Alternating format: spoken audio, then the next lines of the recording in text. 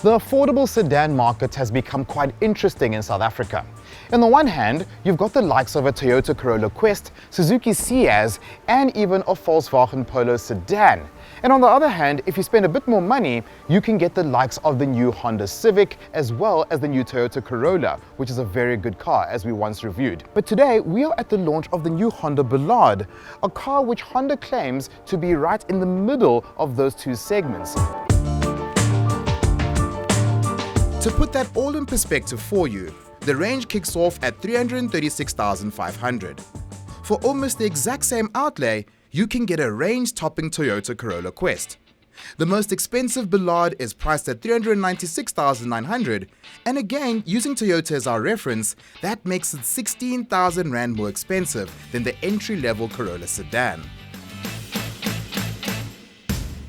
So today, we want to find out if this new Honda Ballade is worth the extra money when you compare it to its lower-end rivals.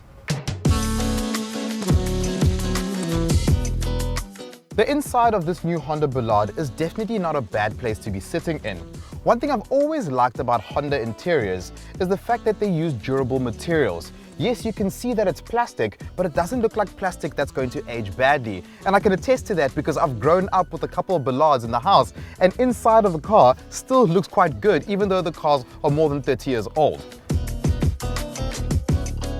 In terms of tech and infotainment, in this new Honda Ballade, you've got most things that you would need, if not more. For instance, I like the fact that you've got two USB inputs, and one of them, if I plug it in, automatically connects to Apple CarPlay or Android Auto. Because this is the Elegance model, you've got an 8-inch infotainment screen which has those App Connect options, which is a very nice feature to add.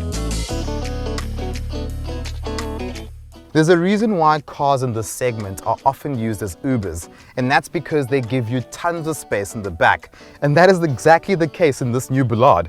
If you see, I've got tons of legroom. And yes, I am a shorter person, but even if I was longer and my legs were here, I would still have tons of legroom. One thing I do like is the fact that you've got aircon vents in the back so that you can stay nice and cool. But what I do find quite strange is that you don't have just one, but two 12-volt sockets over here. And yes, I do understand that there's more versatility in a setup such as this because you can use these kind of sockets to adapt various charges, but I think it would have been just easier to give us two USB ports instead.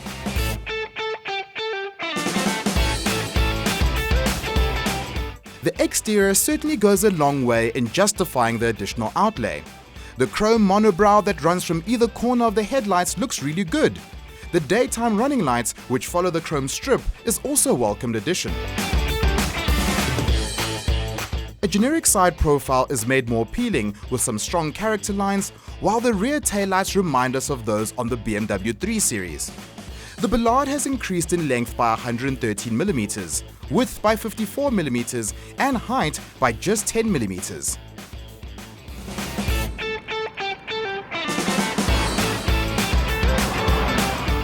So one thing that Hondas have always been known for is just how comfortable they are to drive.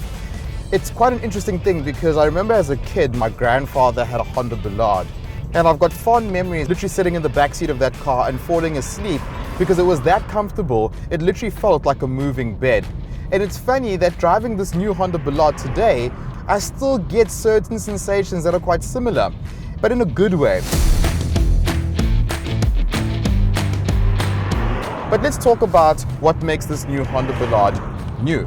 So first and foremost, this car features a 1.5-litre 4-cylinder engine. It's normally aspirated and it produces 89 kilowatts and 145 newton meters of torque, which in Cape Town works because obviously we're at the right altitude for an engine such as this.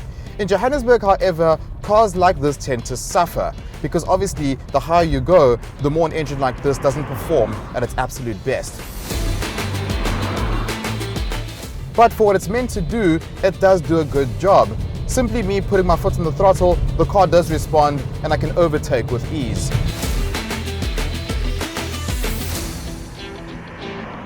One thing I do have to comment on, and is a thing we keep on speaking about when it comes to the likes of Honda and many other Japanese brands, it's this love for CVT gearboxes. And in this case, I must say, I'm not really too fond of this gearbox, but at the same time, it's not the worst CVT I've actually experienced. And it's one thing that I just don't understand why brands such as Honda don't just go onto a normal automatic gearbox. I know it's more expensive, but at the same time, you do want a gearbox that's going to work a bit more better with an engine such as this. And I do feel a normal automatic would be a better fit. One thing a brand like this has always been known for is creating vehicles that simply take you from A to B reliably. And you do get that sense in this vehicle. It doesn't feel like a cheap car when you drive it. It actually has got very good road holding. It feels like a vehicle that's going to last for a very long time. And for a consumer that is looking for exactly that, long-term ownership, cars like this do end up making a lot of sense.